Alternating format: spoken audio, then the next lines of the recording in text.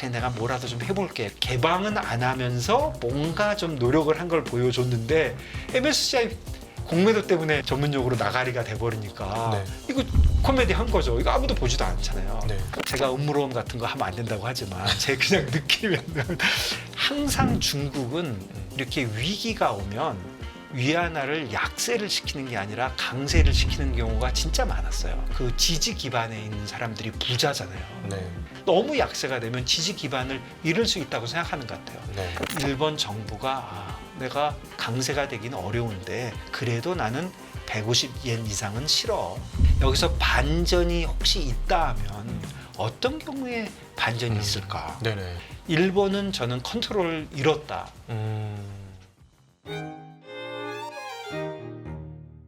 김준송 전 리먼브러더스 은행 한국 대표 오셨습니다. 어서 오십시오. 안녕하십니까. 안녕하세요. 네, 어서 오십시오. 네. 반갑습니다. 어떻게 지내셨어요? 잘 지냅니다. 요즘 화를 볼 때마다 저는 우리 김 대표님 얼굴이 머릿속에서 이렇게 아른아른하거든요. 네. 지금 과연 이 상황을 어떻게 생각하고 계시고 이 상황을 어떻게 대처하고 계실까 여쭤보고 싶다는데 딱 오늘 날짜가 이렇게 잡혀가지고 네. 너무 감사한 시간이에요. 네. 바로 시작을 해야겠네요. 예. 네. 우선 달러엔이 뭐 너무 대책이 없잖아요. 미쳤죠. 지금 오늘 161.99 찍고 그러니까 매일매일 조금씩 슬금슬금 올라가잖아요. 그러니까 이런 걸 보고 그야말로 대책이 없다. 이럴 때 하는 말인 것 같아요. 그러니까 투기 세력이 네. 약점 잡은 거다.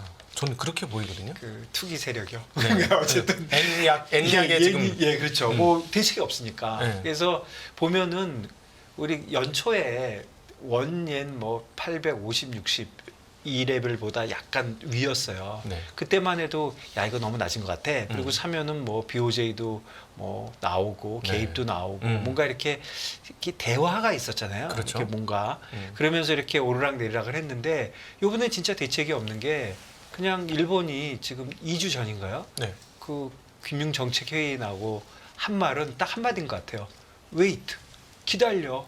나 잘 모르겠어. 그렇게 얘기한 거죠. 7월 달에 결정하겠다고 한 거잖아요. 아, 네, 그렇죠. 7월 달에 우리가 금리를 올리든지 말든지 예, 하겠다. 그러니까 그 계획을 뭐 그 정도가 아니라 그냥 뭐 그 국채 매입 계획을 얘기하는 자리인데 네. 야 잠깐만 계획 자체를 내 7월 달에 얘기할게. 지금 나 생각 좀 해봐야 되겠어. 이렇게 얘기한 것이고 그때 뭐 딱 집어서 얘기하지는 않았지만 외환이 160 넘어가는 게 좀 불편하긴 한데 외환은 우리의 탑 프라이어리티가 아니야. 그랬어요. 그렇게 얘기한 거죠. 거의 그렇게 얘기한 거죠. 우리가 볼 때는 정말 네. 중요한 문제인 것 같은데. 예, 근데 네. 내가 중요한 거는 아직도 물가와 뭐 고용과 뭐 그 임금과 이런 것이지 경기지 뭐 외환은 불편하지만 탑 프라이어리티는 아니야. 그건 분명히 얘기한 것 같아요. 네. 왜 그러냐면 거의 코멘트 자체가 없었고 거기에 대해서 물어보면 아, 그 중요한 게 그게 아니라 뭐 이렇게 얘기했기 때문에 그 이후에 보면 그야말로 팍 오르진 않았지만 매일매일 슬금슬금 네. 거의 직선으로 오르고 있거든요. 주가가 이렇게 올라가면 너무 행복할 것 같아요. 일본 주가도 지금 거의 네. 그 탑의 네. 올타임 하이잖아요. 네네. 그래서 일본 예나에 관련돼서는 진짜 좀 대책이 없다. 그래서 예. 단기적인 이유는 BOJ가 그렇게 대책 없게 그냥 기다려. 나도 잘 모르겠어. 네. 그리고 또 지금 일본의 지금 정치인들도 별로 인기가 안 좋은 편이잖아요. 그렇죠. 20% 이하까지 네, 떨어졌다고 그러니까 합니다. 과감하게 뭔가 하기도 싫고 또 정치인들이 뭔가 이렇게 눌리면은 뭘 안 하더라고요. 지금 네. 유럽도 좀 그렇잖아요. 그런 식으로 가니까 일본이 좀 대책이 없다. 그래서 최소한 예나에 관련돼서는 뭐 단기적으로도 BOJ가 막아줘야 되는데 제가 여러 번 말씀드리는 내용 중에 하나인데 일본은 이제 금융정책, 재정정책, 뭐 외환 정책이 있으면 금융정책하고 재정정책에서는 할 수 있는 게 거의 없어요. 왜 그렇죠? 금융정책이 이자율이 빵인데 아, 그러네요. 네, 그 내려가는 거에는 진짜 한계가 있고요. 네. 이자율이 마이너스 1%라는 게 무슨 의미인지 굉장히 어렵잖아요. 네. 그 개인들한테는 실제로 마이너스가 가진 않거든요. 네. 근데 올리는 것도 뭐 지금 0에서 0.1 올리는데 뭐 몇 년씩 걸리니까 그래서 건드릴 수가 없고 재정 정책은 워낙 재정이 마이너스가 많이 나 있기 때문에 그쪽에서 움직일 수 없고 하니까 그러니까 뭐 수십 년 전부터 계속 외환은 직접 외환으로 정리를 하고 그러니까 인터벤션 하는 거죠. 그런 식으로 해왔는데 요번에 22년 10월에 인터벤션하고 금년 초에 한 거잖아요. 4월 달에 4월 5월에 개입하는 거예요. 네. 외환시장에서 개입하는 거 그냥 팔아버리는 거죠. 그러니까 근데 지지난주에 분명히 일본 재무상 쪽에서 네. 재무성 쪽에 있는 한 인사가 네. 우리 이거 너무 환율이 계속 올라간다. 좌시하지 않겠다는 톤으로 한번 얘기했었는데 얘기했죠. 근데 개입이 없었어요. 없었죠. 그런데 있었는데 우리가 모르고 지나간지 모르겠지만 아니요, 일본은 그런 식으로 안 합니다. 하면은 네. 확실하게 하니까 일본은 22년 10월에 했고 요번 금년 4월 5월에 했는데 그날 그 재무상 얘기도 저 기억나는데 네. 뭐 그분이 분명히 나 불편해하고 얘기했지만 그 사람이 뭐라 그랬더라? 안 한 말이 있어요. 과도하단 말은 안 했어요. 네. 이 시장이 과도하다고는 안 했어요. 음. 원래 개입을 할 때는 과도하다 이랬는데 불안하다, 좀 오른다, 뭐 난 별로 마음에 안 든다 이런 투로 얘기했지만 그날 보면 과도한 움직임이라는 소리는 안 했거든요. 네. 그래서 사실 지금 6월 달에 BOJ가 한 말투로 볼 때는 이게 뭐 내일 아침에 하루 아침에 뭐 3엔 5엔 떠서 170, 180이 되면 물론 생각이 달라지겠지만 네. 이렇게 살금살금 오르면은 저는 뭐 알 수는 없는 거지만 안 나올 것 같아요. 그럼 여기서 한번 원칙적인 거 한번 여쭤보겠는데 이거는 누구한테도 물어봐도 대답을 할 수 없는 내용이고 네. 우리 김 대표님만 얘기할 수 있는 내용인데 그 환 트레이더들이 주로 어떤 사람들이 환 트레이더고 지역적으로 보면은 뭐 영미권이 많은 건지 환투기 세력들이 네. 아니면 뭐 전 세계에 다 퍼져 있는 건지. 근데 저는 우선 투기 세력이란 말은 하지 마세요. 아니 그거는 주로 이 죄송합니다. 정부에 있는 사람들이 하는 말이지. 제가 김 대표님을 투기 세력으로 잘 아니요 몰고 그런 게 갔어. 아니라 네. 제가 뭐 항상 주장하는 건데 투자하고 투기가 다른 건가요? 네. 우리가 다 투기하는 거잖아요. 네네. 스페큘레이션 하는 거잖아요. 네네네. 오를 것 같아, 내릴 것 같아서 하는 거잖아요. 그러니까 투기 세력이라는 사람이 뭐 따로 있지는 않는 것 같고 네네. 물론 과감하게 베팅을 하는 사람이 순간순간 있을 수가 있겠죠. 네. 그렇지만 투기 세력은 아닌 것 같고요. 근데 어쨌든 시장은 예를 들어서 얘는 하루에 7.5 트릴리언이 거래된다고 그랬어요. 네. 7.5 트릴리언 US 달러.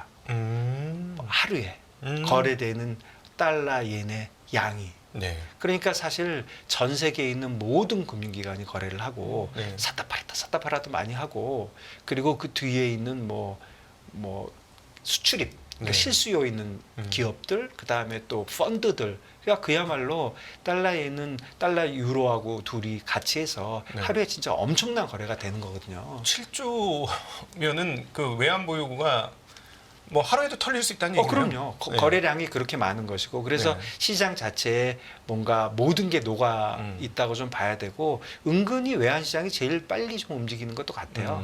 다른 시장들은 아무래도 시간을 좀 정해놓고 하잖아요. 뭐 미국 시장도 뭐 24시간 돌아간다고 하지만 장외 뭐 장외 거래하고 그러지만 외환은 사실 뭐 어디서 모여서 하는 게 아니라 그냥 각자 오버 더 카운트에서 하는 거기 때문에 외환이 사실 제일 먼저 시장이 좀 움직이기는 했죠 예전부터. 그러니까 그 뭐 영국 시티, 미국의 월가, 뭐 심지어는 한국 서울, 싱가포르 뭐 어디든지 그 그렇죠. 환으로 지금 거래를 예. 하고 있는 사람들이 있다라는 말씀이죠. 그렇죠. 언제든지 하고 그다음에 사실은 브로커들이 있지만 그래서 조금 말씀드리면 우리는 원달러 거래를 브로커라는 게 딱 두 개가 있잖아요. 서울 외국환 거래, 뭐 자금 중개 이렇게 두 개가 있어요. 그래서 예전에 한 개밖에 없어요. 한 개밖에 없었고 그게 어디 있었냐면 한국은행 안에 있었어요. 그러니까 한국은행이 100% 컨트롤하는 거죠. 지금도 자금 중개도 사실은 거의 뭐 이렇게 얘기하면 싫어하겠지만 은행들이 갖고 있는 거니까 뭐 공기업 비슷하게 돼 있거든요. 네. 그러니까 그리고 두 명만 하고 나머지는 못 하게 돼 있어요. 내가 좀 중개 좀 해봐야 되겠네. 그러면 안 돼요. 그 라이선스를 받아야 되는데. 그거 얼마나 받고 싶겠어요. 그런데 절대 안 해주거든요. 네. 그러니까 우리는 브로커를 딱 정해놓고 브로커를 통해서만 하게 하지만 외국에서는 브로커가 있지만 그거는 참고할 뿐이지 사실은 다 직접해요. 저도 외환거래 좀 오래 했는데 브로커를 한 6개쯤 이렇게 쭉 틀어놓고요. 유명한 브로커들 예. 주로 이제 듣고요. 근데 요즘은 많이 변했을 거예요. 네. 요즘은 컴퓨터가 좋아지고 예전보다 훨씬 좋아졌으니까 그래도 지금도 이제 듣고 이제 움직이고 그렇지만 거래는 브로커에서 하는 경우도 있지만 그냥 콜을 해서 해요. 콜을 해서 뭐 제가 시티뱅크 다닐 때는 JP에 전화해서 뭐 달러엔 1,000만 불, 1억 불 이렇게 그냥 프라이스 물어보면 뭐 사자 팔자 주면 거기서 거래하고 음. 그런 식으로 거래해서 사실 엄청난 양이 거래가 되는데 네. 지금 보면 달러에 대한 컨트롤이 페드가 다 갖고 있는 것 같아요. 그러니까 이 지금 어떤 음모론이 있냐면은 네. 지금 그 미국 페드 그리고 미국 재정 장관인 옐런 장관이 네. 신호를 보냈다는 거지. 미국 국채 팔지 마.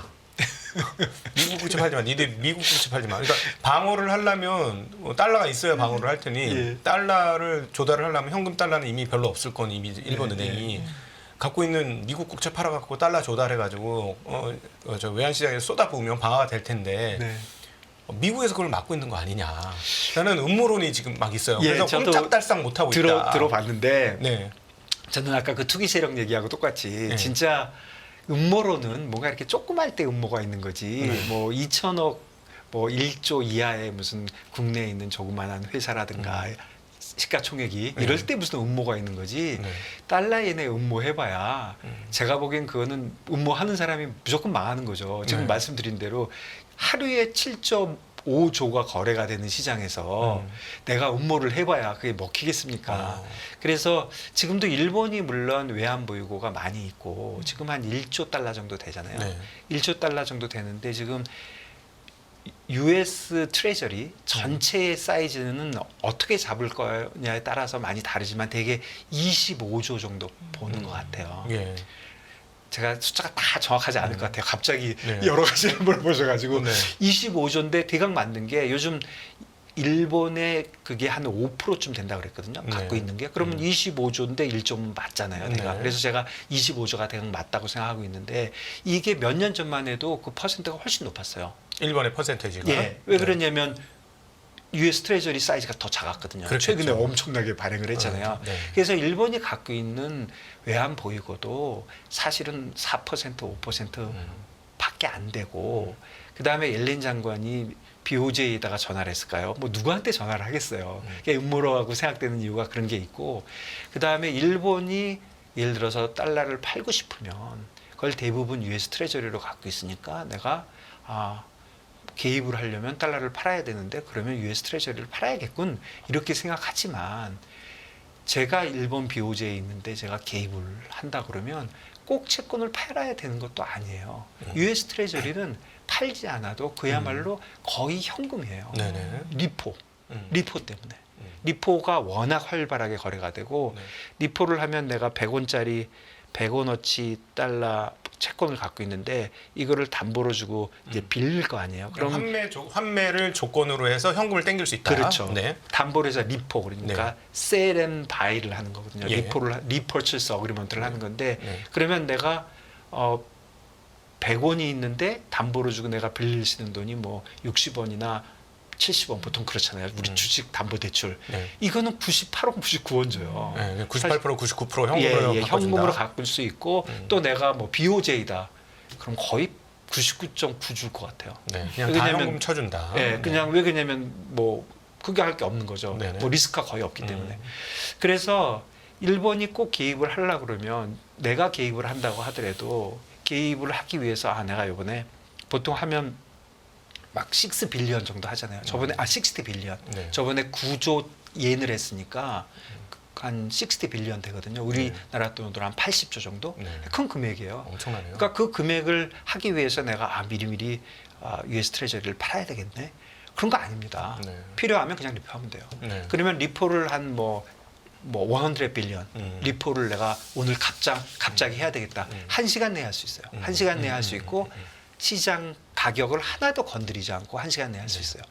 그래서 저는 뭐 여러 가지 얘기할 수 있지만 네.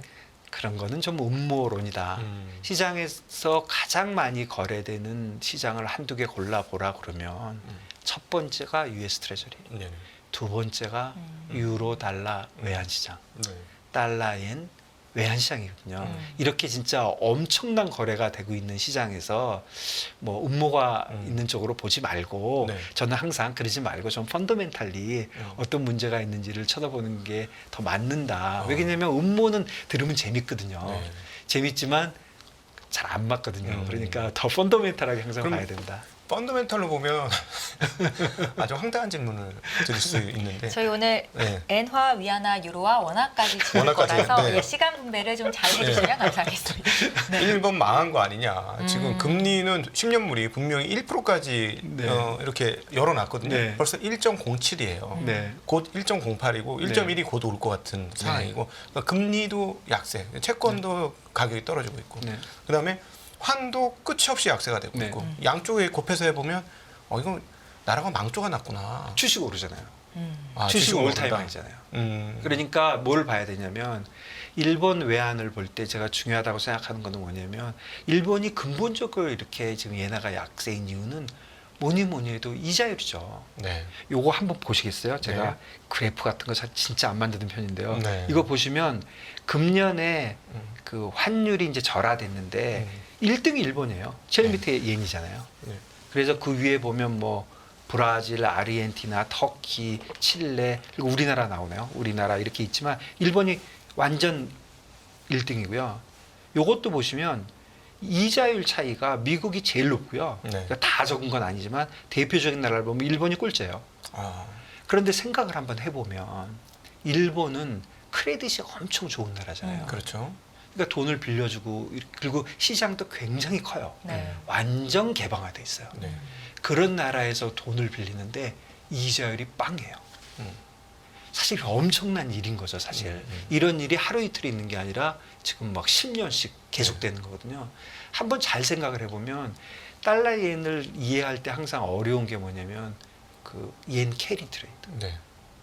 옌 캐리 트레이드하고 그 옌 캐리 트레이드는 일본에 있는 사람 또는 해외에 있는 사람이 옌을 빌려서 빵프로에 빌리니까 그걸 가지고 뭔가 달러를 사서 꼭 달러가 아니어도 되지만 제가 달러라고 그냥 할게요. 달러를 사서 미국에 뭐 채권을 사든 주식을 사든 뭔가를 사는 거잖아요. 네. 그게 옌 캐리 트레이드예요. 그러니까 일본에서 뭔가 돈이 나가는 거예요. 음. 이런 나가는 구조가 끊임없이 일어날 것이다. 왜 그러냐면 1년에 5% 차이가 나니까 네. 달러엔이 가만히만 있으면 5%가 남는 거거든요. 네. 뭐 주식할 때 5% 별거 아닌 것 같지만 사실 5%면 엄청난 거잖아요. 5%가 남는 거고 그리고 요즘 같으면 달러엔이 올라가니까 5% 더하기 지금 12% 절하되면 12%더 먹는 거거든요. 그렇죠. 그러면 17% 먹는 거거든요. 그러니까 끊임없이 달러로 유출된다는 거죠. 계속 유출되는 거죠. 아, 그러면 또 한 가지 질문이 있어요. 야, 요즘 보면 일본이 주식이 엄청 좋잖아요. 네. 그러면 중국에 있는 자금들이 일본으로 실제로 많이 갔거든요. 네. 그 자료를 찾아보면 많이 움직였어요. 네. 그 일본이 지금 니케이가 저렇게 올타임 하이 되는 데는 외국 자본이 많이 들어갔어요. 우리하고 비슷해요. 네. 네. 많이 들어갔는데 그러면 왜 달러엔이 안 내려가? 우리가 보통 이런 일이 벌어지면 외국인 자금 들어오면 원달러 내려가잖아요. 그렇죠. 그거를 설명하는 거는 대표적인 게 이거예요. 보통 주식을 투자하는 사람들이 환해지를 합니까? 안 하죠. 안 하죠. 우리나라 사람들이 뭐 나스닥에 갈 때 환해지 잘 안 해요. 근데 거의 안 하죠. 예, 다른 사람들도 다 그래요. 음. 왜 그러냐면 외환보다는 주식이 더 많이 움직여요. 네. 아니 더 많이 움직이는 거 하고 있는데 무슨 그러니까 변동성이 크단 그렇죠. 말씀이세요? 더 많이 움직이는데 조잡스럽게 뭐 해지를 해. 이런 게 첫 번째고 두 번째는 외국인이 어떤 나라에 가서 어떤 나라의 주식을 샀다는 거는 기본적으로 그 기업도 마음에 들지만 요즘은 뭐 워낙 전체를 많이 사잖아요. 그 나라 주식을 사는 거거든요. 네. 인덱스 같은 걸 많이 살면 기본적으로 그 나라가 좀 좋겠지 하는 거예요. 네. 그 나라가 좋다고 생각하는 사람들은 투자를 할 때 겁나는 거는 환율이 절하되는 거잖아요. 네, 그렇죠. 그러니까 보통은 그 나라 통화로 바꿔놨으니까 강해지면 좋은 거거든요. 그러니까 또 안 해요. 그래서 이런저런 이유로 거의 안 하는데 일본에다 투자하는 사람을 한번 생각을 해보세요. 제가 미국 사람이에요. 근데 제가 미국 국채를 사면 예금을 하면 5%를 주잖아요. 네. 그런데 제가 S&P를 샀어요. 그래가지고 7%를 벌었어요. 그러면 저는 실제로 주식 사가지고 7% 벌었지만 한 2% 번 거죠. 5%에 예금했으면 편안한 삶을 살고 있을 텐데 매일같이 새벽까지는 안 하나 미국 사람들은 네. 매일같이 트레이딩을 해서 7%를 벌면 2%가 추가적으로 번 거잖아요. 네네. 그런데 내가 일본에 투자를 하잖아요. 일본에 투자해가지고 니케이에 투자를 해서 니케이가 예를 들어서 2%가 빠졌어요. 2%가 내려왔어요. 그러면 나는 2%가 내려온 게 아니라 환 해지를 하면 네. 해지하는 순간 이자율 차이 5%를 저한테 주거든요. 네네. 그러니까 니케이로 보면은 니케이가 안 움직여도 5%는 버는 거예요. 네. 이런 상황이기 때문에 일본에 투자하는 외국인들은 대부분 해지를 해요. 네. 그러니까 일본에 자금이 들어와도 달러를 팔지는 않는 거예요. 수합을 해버리니까. 네네. 그러니까 그건 외환시장에 관계가 없거든요. 그러니까 일본에서 뭔가 이런 식으로 계속 이자율이 낮기 때문에 이자율이 낮은데 그 나라가 굉장히 이상해. 크레딧도 굉장히 나빠. 뭐 무슨 이유인지 모르는데 0%가 돼 있는데 자본시장도 뭐 발달 안 돼 있어. 그러면 모르는데 네. 세계 2위 국가에 2위라고 얘기해도 되는지 모르겠는데 4위쯤 됩니다. 경제력으로 봐서 그렇지만 개방으로 보면 거의 뭐 1위, 2위거든요. 네네네. 그렇게 개방돼 있는 나라에서 이자율이 0%니까 이런 일이 벌어지는 거거든요. 그래서 기본적으로 이자율 차이를 줄이지 않으면 예나가 강세가 되기는 굉장히 어렵죠. 네. 그러니까 일본 정부가 내가 강세가 되기는 어려운데 그래도 나는 150yen 이상은 싫어. 160 이상은 싫어. 네. 왜냐하면 우리 국민들을 볼 때 160이 넘으면 예나가 이렇게 계속 올라가면 국민들은 사실 계속 가난해지는 거거든요. 저희가 이제 일본 가면은 굉장히 부자 느낌 납니다. 그렇죠. 네. 일본 사람들은 지금 계속 그런 느낌이 들 거잖아요. 아니, 지금 일본 거의 동남아 분위기 나요. 근데 일본인들이 우리 그 네. 외국인들이 가는 호텔이나 식당에 제대로 못 와요. 우리는 그렇죠. 마음껏 음식을 시켜 먹는데 거기 하나 시켜서 이렇게 먹어요. 그리고- 이런 분위기가 있어요. 그리고 자기들도 계속 좀 이렇게 가난해진 느낌도 네. 들고 실제로 또 어떤 문제가 있냐면 일본도 에너지 음식은 다 수입하거든요. 네. 수입 가격이 올라가지 않겠습니까? 네, 그렇죠. 그만큼 30% 달러엔이 변하면 30% 올라가면 개인들의 삶은 분명히 나빠지거든요. 게다가 중소기업이 95%가 넘습니다. 네. 굉장히 나빠지는 거거든요. 네. 그러니까 일본에서 지금 제일 많이 얘기하는 게 야, 너네들 임금 좀 올려줘. 인플레이션 물가가 별로 안 올라가지만 그 개인들이 하는 그런 에너지하고 푸드가 많이 올라가니까 네. 그런 거에 대해서는 그거보다 더 많이 임금을 올려줘. 그래서 임금을 계속 올리라고 독려를 하잖아요. 네. 어쨌든 간에 여러 가지 이유로 일방적으로 그러면 150, 160, 170, 180 가는 게 일본에 좋냐. 네. 그럼 계속 가면 되는 거죠. 네네. 우리도 뭐 1400, 1500, 2000, 3000이 좋으면 가면 되는 거잖아요. 네. 근데 뭐 세상 일이 그럴 리가 없잖아요. 네네. 그러니까 일본 정부에서는 이게 너무 과도하면은 내가 다른 정책이 없으니까 내가 이자율은 지금 못 올리니까 외환 개입이라도 하겠다. 그 다음에 내가 당장 안 올리더라도 나 올릴지도 몰라 이자율 나 올릴지도 몰라 나 진짜 올릴 거야 이러면 이런 얘기를 해줘야 되는데 네. 저번처럼 그냥 배를 확 째버리면 네. 나 몰라 기다려봐 내 7월 달에 한번 잘 생각해보고 혹시라도 생각이 있으면 얘기해볼게 이런 식으로 하니까 지금 시장에서는 야 일본 BOJ를 더 이상 믿을 수가 없구나. 그러니까 달러에는 찔끔찔끔 달러를 좀 사보자. 네. 그러니까 시장을 보시면 지금 한 달 정도 보면 그래프가 뭐 이렇게 휘지를 않잖아요. 네네. 자대고 쫙 걷습니다. 네, 그냥 네, 매일매일 직선으로 올라가요. 똑같아요. 네. 매일매일 조금씩 오르거든요. 네. 그래서 이런 걸 보고 저는 그냥 한마디로 대책이 없다. 아니 그럼 금리를 올리면 대책이라고 보여지는데 이론적으로는 네. 전 느낌이 요즘 안 좋은 게 25bp 정도 금리 올린다고 꿈쩍할 것 같지 않다는 게 저 이제 일본 10년물 국채금리의 흐름을 계속 봤거든요. 네. 0.7, 0.8, 0.9 거기서 잠깐 시간 걸리더니 1 딱 넘어오더니 정말 파죽지세로 1.78 여기까지 왔어요. 네. 그러니까 금리가 최근 사이 25bp 가까이가 올랐는데 네. 엔화에는 아무런 반응이 없거든요. 네. 그럼 그러니까 향후가 어떻게 될 건지가 더 중요한 거죠. 사실은 네. 뭐 일본은 뭐 0%뭐 단기 금리는 0%에 있고 네. 뭐 장기 금리는 1%에 있으니까 네. 미국처럼 그렇게 20bp, 30bp가 아니더라도 일본의 5bp는 더 느낌이 크긴 해요. 네. 그뿐 아니라 사실은 앞으로 어떻게 하겠다는 예측도 중요하잖아요. 그래서 저는 달러엔이 뭐 계속 뭐 170, 180, 200, 뭐 300이 가는 건 아닐 테니까 네. 여기서 반전이 혹시 있다 하면 어떤 경우에 반전이 있을까? 네네. 제가 뭐 이코노미스트처럼 생각을 해본다든가 아니면 뭐 당위성을 얘기하는 게 아니라 그냥 네. 생각해 보는데 야 달러엔이 혹시 빠지면 뭐 때문에 빠질까? 이렇게 생각을 해보면 네. 그러니까 엄청 트레이더처럼 생각하는 거예요. 네. 그냥 네. 단순하게. 네. 그러면 첫 번째로 생각할 수 있는 거는 미국 이자율이 내려오는 거예요. 그렇죠.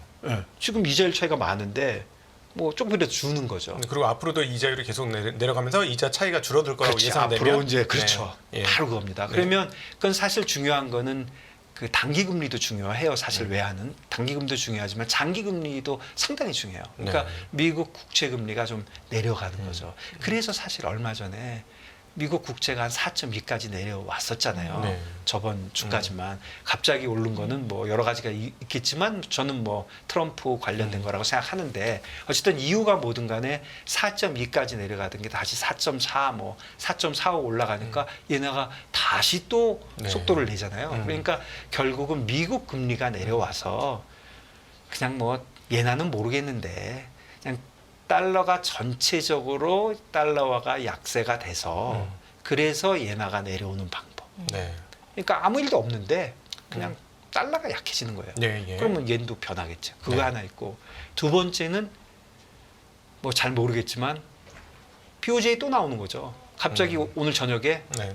162에서 뭐 확 나오는 거죠. 나오면 네. 그래도 한 5엔 정도는 빼주니까. 엄청나게 빼죠. 네, 한번 빼죠. 하면. 빼지는 빼주죠. 그러니까 하루 이틀은 빼주니까 네. 최소한. 그러니까 BOJ가 나오는 건데 그거.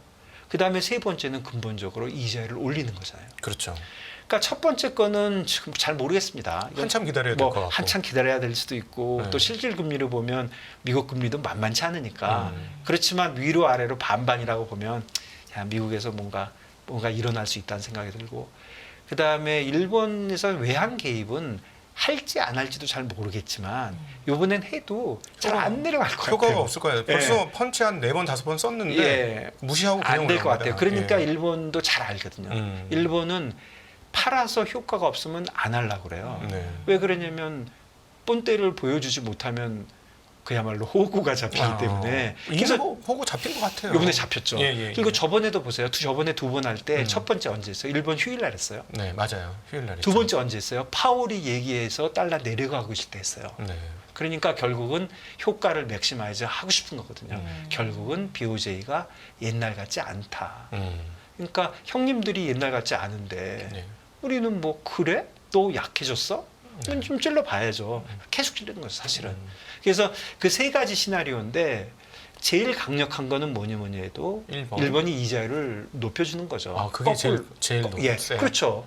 엔화가 이제 돌아서는 거죠. 그두 번째는 아래서 두 번째 인터벤션이 확실하게 되는 거고. 근데 잘 안 될 것 같아요. 네네. 그래서 결국은 달러가 전체적으로 약세 분위기로 좀 돌아가지고 이런 네. 분위기를 바꿔주지 않으면 일본은 저는 컨트롤을 잃었다. 중앙은행이 환율에 대해서는 어느 정도 컨트롤이 있는 것인데 네. 지금 BOJ는 컨트롤이 없다. 결국 페드만 갖고 있다. 그런 생각이 그러면 듭니다. 이게 지금 무지하게 동아시아 3국이 골치 아프고 골 때리지는 게 네. 지금 엔화를 기점으로 해서 동아시아 3개국이 페어로 아니 그 트리플 페어로 움직이잖아요. 위안화, 그렇죠. 원화까지. 그렇죠. 같이 움직이잖아요, 지금. 근데 사실은 우리를 보면 뭐 동남아 다른 국가는 잘 모르겠고요. 네. 우리만 딱 보면 우리가 영향을 받는 거는 아무래도 아시아에 있기 때문에 달러 인덱스 글로벌 뭐 인덱스도 중요하지만 엔화하고 위안화가 그렇죠. 중요하거든요. 네. 위안화 얘기 잠깐 해보면 네. 위안화는 글로벌 인덱스에도 안 들어있어요. 네. 그러니까 위안화가 움직이면 우리 영향을 받는데 네. 예전보다 덜하다고 하지만 위안화 CNH 기준으로 7.3에 못 박혀 있거든요. 안 움직이고 있는데 생각을 해보면 중국도 대책 없기는 진짜 마찬가지잖아요. 중국 네. 경기 진짜 대책 없잖아요. 네. 대책 없고 부동산 문제 대책 없고. 그러니까 중국은 무조건 이자율 낮춰야 돼요. 네. 제가 보기에는 경기 살리려면 실제로 낮추려고 할 거예요. 그런데 이제 더 이상 내릴 게 별로 없어요. 그 지급 준비율은 이제 완전 거의 다 내려왔습니다. 그러니까 제가 똑같은 생각입니다. 네. 제가 요거 한번 보시면요. 네. 네. 중국의 은행 간 단기 금리가 이미 이렇게 내려와 있어요.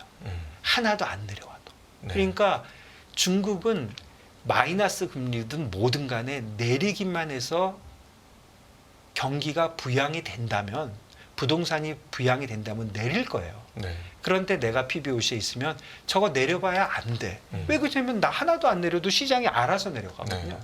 그러니까 이자율 쪽에서는 지금 거의 음. 할 수 있는 게 없어요. 네, 네. 그러니까 재정 쪽에서는 뭔가 하고 있는데 지금 먹히는지 안 먹히는지 잘 모르겠고 그 다음에 또 하나는 외환인데 네.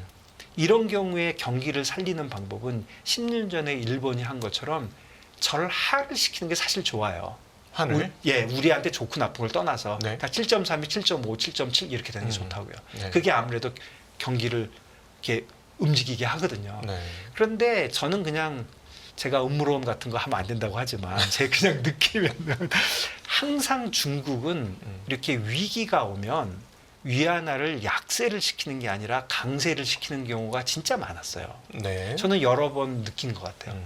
그게 이유를 생각해 보면 내가 중국 그 친구들한테 좀 물어보면 이게 좀 음모론이네요. 이게 시장에 많이 있는 얘기가 아니라 하는 얘기가 중국 정부가 위안화를 너무나도 약세를 만들어 버리면 그 지지 기반에 있는 사람들이 부자잖아요. 네. 그 부자들이 자기 돈이 줄어들 거 아니에요. 그렇죠. 이 사람들은 진짜 중국 공산당 부자들은 진짜 부자거든요. 음. 그 사람들 글로벌리 자산을 갖고 있거든요. 네. 그런데 자꾸 너무 약세가 되면 지지 기반을 잃을 수 있다고 생각하는 것 같아요. 네. 그래서 여러 번 금융위기가 왔을 때 보시면 위안화가 약세가 되기는커녕 강세가 된 경우가 대부분이에요. 네. 그러니까 요번에도 지금 2022년 10월 달에 달러 인덱스 114 가고 달러엔 150 가고 152 가고 원달러 1450원 갔을 때 위안화가 7.35였어요. 네. 23년 10월에 똑같이 107, 152, 1360 있을 때도 또 7.35였어요. 네. 지금도 7.3이잖아요. 네. 7.3입니다. 그러니까 여기까지는 올라오지만 더 이상은 못 올리는 거거든요. 그러니까 위안화는 별로 안 움직일 거예요. 제 생각에는. 여기까지 왔으니 이거는 제가 볼 때 오랫동안 볼 때 여기서 뭔가 올리는 거는 진짜 중국이 큰 결심을 해야 되는데 중국은 아직 일본하고는 달리 쓸 카드가 좀 있거든요. 네. 금융 정책은 아까 말씀드린 대로 조금 어려워졌지만 재정 정책이 있잖아요. 저희 국채 그 지방채 1조씩 지방채 만들고 돈 찍어서 하고 뭐 돈 빌려서 하고 아무래도 좀 통제된 국가니까 네. 그쪽에서 돈을 예전에 쓰듯이 그냥 계속해서 지어대고 네. 프라이스 오를 때까지 기다리는 거죠. 네네. 부양이 될 때까지 부양하는 게 부양책인 거잖아요. 네네. 중국은 네. 이제까지 그래왔고 시간이 걸릴 뿐이지. 음. 그런 쪽으로 간다 그러면 다시 외환으로 돌아가 보면 중국 위안화가 저는 여기서 7.5, 7.6으로 될 가능성은 별로 없어 보여요. 근데 한국 원화는 네. 이렇게 옆에서 관찰을 계속해 보면 일본 엔화 영향도 받지만 중국 위안화 영향을 훨씬 많이 받는 것 같던데요. 예전에는 많이 받았는데 좀 덜 받죠. 요즘은 사실은 예전에 이제 모든 시장이 좋을 때 팬데믹 이전에는 사실 예나도 별로 안 움직이고 네. 뭐 별로 볼 것도 없고 그러니까 수출이 중국하고 많이 관련이 있고 네. 그러니까 위안화를 많이 받지만 지금은 위안화 그냥 7.5, 7.3에 못 박혀 있고 네. 그 다음에 예전에는 원달러 환율을 좀 얘기하면 원달러가 아무래도 뭐라 그럴까요? 수출에 관련돼서 영향을 많이 받았잖아요. 네. 우리나라의 수출 뭐 네. 이런 거에 받았는데 지금은 거의 그쪽은 아니에요. 수출 사실 잘 되고 있죠. 네. 네. 거의 그쪽은 아니에요. 지금은 자본 이동이거든요. 네. 자본 이동에서 뭐 해외 투자 늘어나는 것 때문에 네. 없어지는 거. 그 다음에 개인도 나가지만 기업들도 나가잖아요. 네. 기업들도 해외 주식 투자 많이 합니다. 주식 투자는 많이 하고 네. 또 기업들이 해외에다가 공장 공장 짓고. 짓잖아요. 네. 공장은 또 짓고 싶어서 짓는 것도 있지만 억지로 짓는 것도 있잖아요. 네. 또 여기다 줘 안 지으면 안 할 거야 이런 식으로 하니까 네. 억지로 짓잖아요. 그러니까 이런 자본 플로우가 지금 훨씬 원달러에 중요해졌거든요. 그러니까 수출하고 많이 관계 있는 위안화는 별로 중요해지지 않았죠, 사실은. 그러니까 자본의 움직임하고 가장 영향이 있는 예나하고 좀 영향이 있는 것이고. 네. 그러다 보니까 원화도 약간 구조적인 문제가 생겼어요, 사실은. 제 생각에는 달러 원도. 네. 왜 그러냐면 이 해외 투자, 좋게 얘기하면 해외 투자고요. 네. 나쁘게 험악하게 얘기하면 자본 유출, 달러 유출. 예, 달러 유출. 뭐 얼마나 큰 효과인지 모르지만 부자들 요즘 해외에 나간대잖아요. 네. 그래갖고 저번에 1,200만 나왔다고 난리 났잖아요. 그게 나 얼마나 큰 효과인지는 모르겠지만 뭐 나름대로 느낌은 있어요.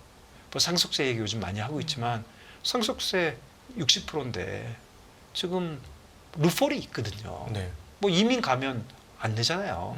이민 가는 게 예전처럼 어려운가요? 요즘 그렇게 어렵지 않아요.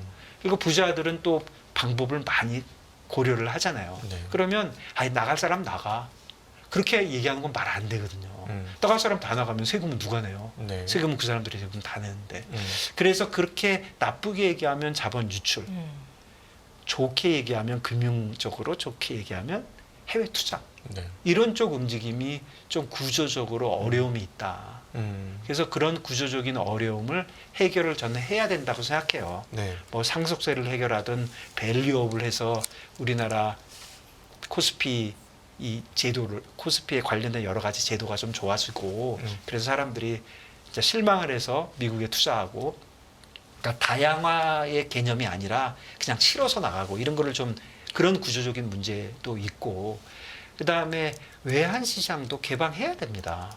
이럴 때일수록 왜 그러냐면 이렇게 구조적인 문제를 가져오기는 가장 큰 이유도 우리나라 외환 시장이 개방이 안 됐기 때문에 그래요. 네. 외환거래 시간이 지난 7월 1일부로 연장이 됐잖아요. 네, 네. 이거는 개방이랑은 좀 다른 문제인가요? 이거는 저는 그냥 이건 진짜 아무것도 아닌 것 같아요. 이건 코미디 한 거예요. 왜 그러냐면 이거 이렇게 늘린 게 MSCI 때문에 한 거잖아요.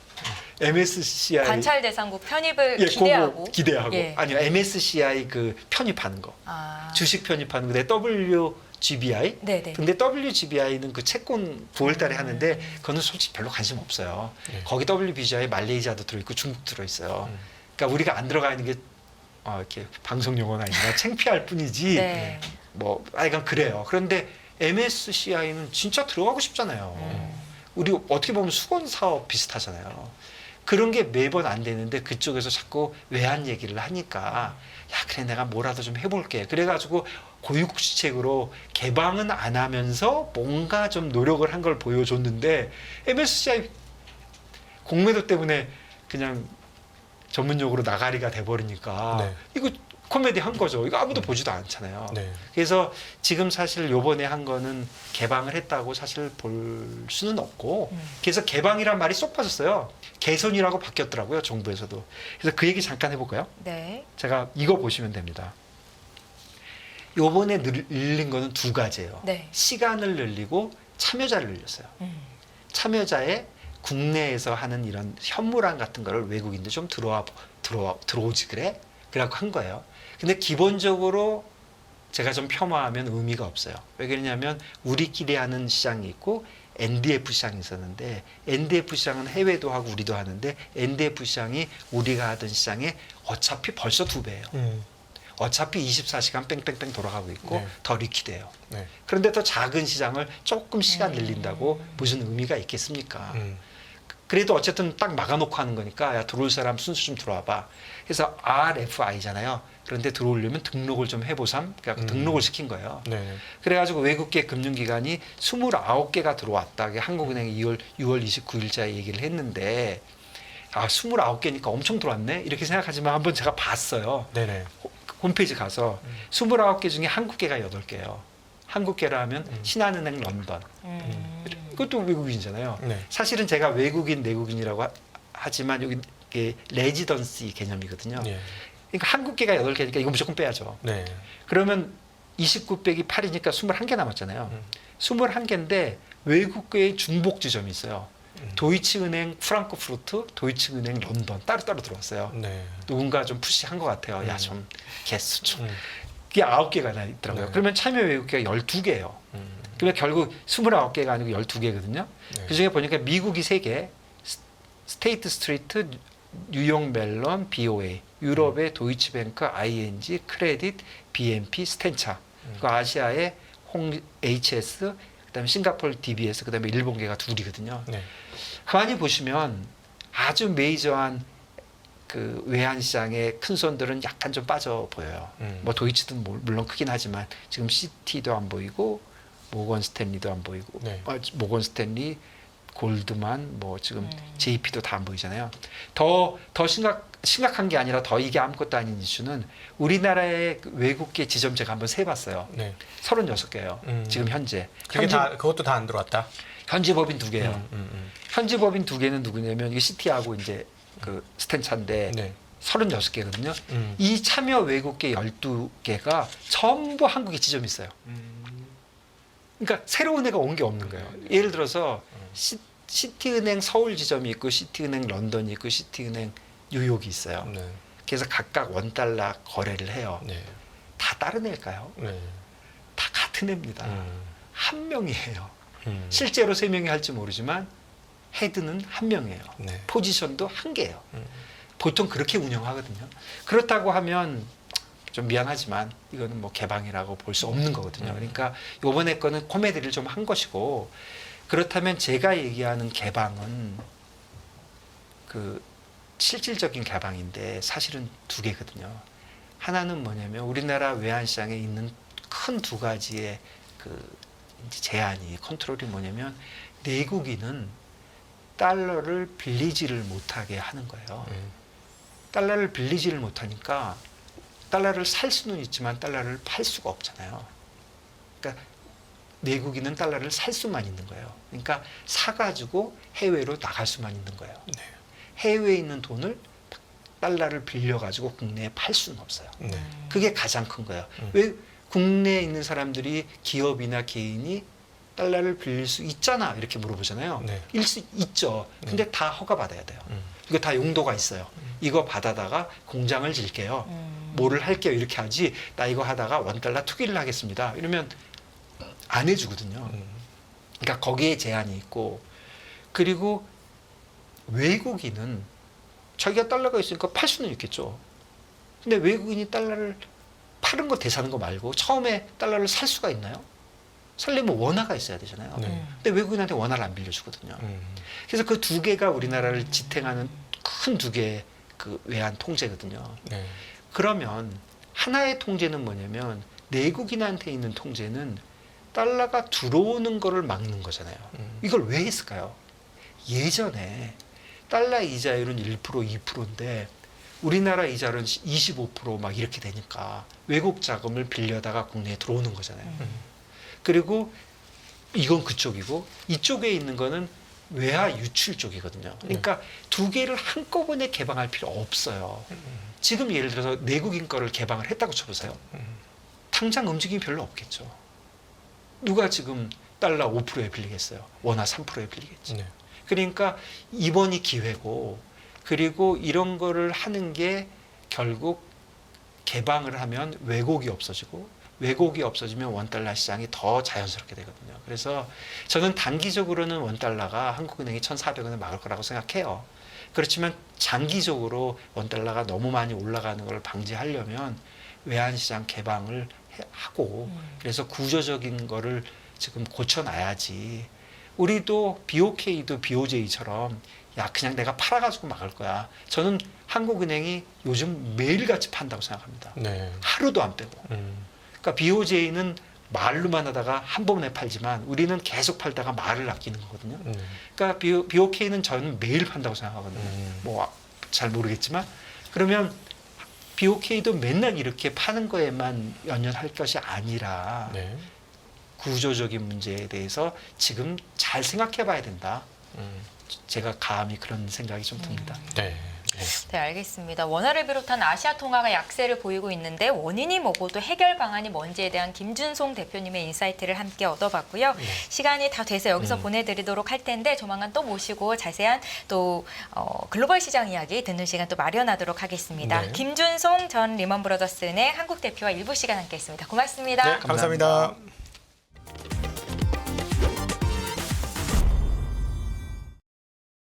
안녕하세요. 유승입니다. 더 많은 영상을 보고 싶으신 분들은 화면 오른쪽에 있는 구독 버튼을 눌러주시기 바랍니다. 그리고 영상을 보시면서 좋아요는 필수인 거 아시죠? 항상 인포맥스 라이브를 사랑해 주셔서 감사합니다.